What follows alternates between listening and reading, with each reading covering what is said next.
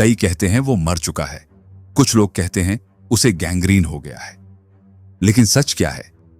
क्या दाऊद अब भी जिंदा है, या फिर वो एक ऐसा भूत बन चुका है जो हमेशा के लिए अंडरवर्ल्ड के अंधेरे में खो गया?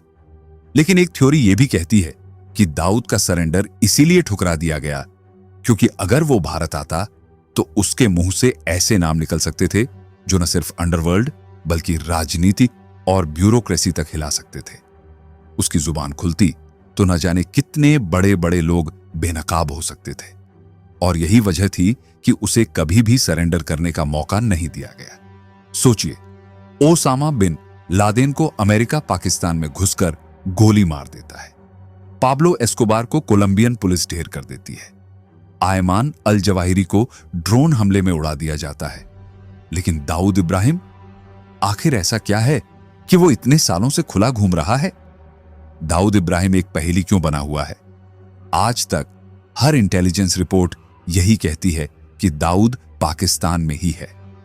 वो कोई भगोड़ा नहीं, बल्कि आईएसआई की निगरानी में ऐशो आराम की जिंदगी जी रहा है।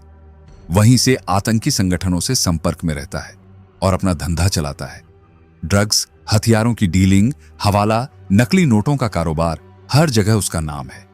भारत ने पाकिस्तान को कई डोजियर दिए, सबूत भी सौंपे। दाऊद को हमें सौंपो, लेकिन पाकिस्तान हर बार वही पुराना हमें नहीं पता वाला खेल खेलता रहा।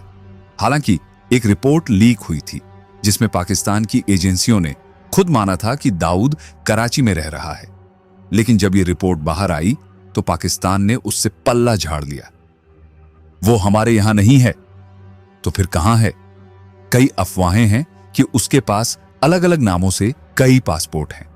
वो आराम से अलग अलग देशों में सफर करता है और कोई उसे रोक नहीं पाता।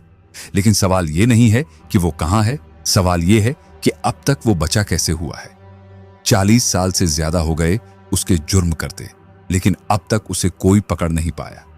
उसकी शुरुआत छोटी थी, लेकिन आज उसका साम्राज्य अरबों में है। दुबई से लेकर पाकिस्तान, अफ्रीका से लेकर यूरोप तक हर जगह उसके धंधे फैले हुए हैं।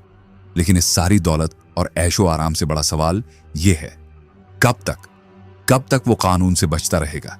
आज नहीं तो कल इंसाफ तो होगा ही। बस अब देखना यह है कि वो दिन कब आएगा।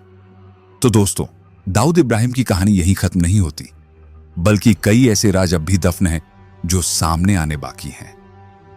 क्या वो कभी पकड़ा जाएगा, या फिर हमेशा की तरह सिस्टम उसे बचाता रहेगा? जो भी हो, सच को ज्यादा दिन तक छिपाया नहीं